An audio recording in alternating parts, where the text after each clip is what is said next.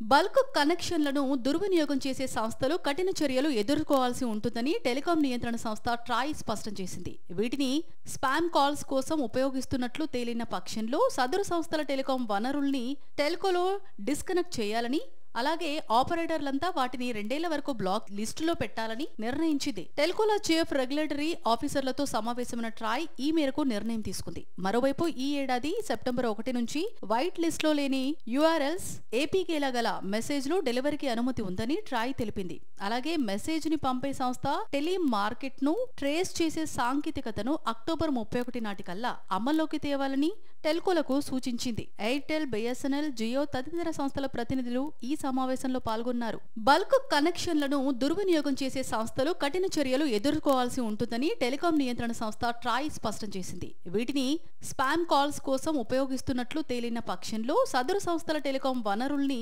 టెల్కోలో disconnect చేయాలని, అలాగే ఆపరేటర్లంతా వాటిని 2 ఏళ్ల వరకు బ్లాక్ లిస్టులో పెట్టాలని నిర్ణయించింది. టెల్కోల చీఫ్ రెగ్యులేటరీ ఆఫీసర్లతో సమావేశమైన ట్రాయ్ ఈ మేరకు నిర్ణయం తీసుకుంది. మరోవైపు ఈ ఏడాది సెప్టెంబర్ 1 నుంచి వైట్ లిస్టులో లేని URLs, APKల గల మెసేజ్లు డెలివరీకి అనుమతి ఉందని ట్రాయ్ తెలిపింది. అలాగే మెసేజ్ ని పంపే సంస్థ టెలిమార్కెట్ ను ట్రేస్ చేసే సాంకేతికతను అక్టోబర్ 31 నాటికల్లా అమల్లోకి తేవాలని టెల్కోలకు సూచించింది. ఎయిర్టెల్, BSNL, జియో తదితర సంస్థల ప్రతినిధులు ఈ సమావేశంలో పాల్గొన్నారు.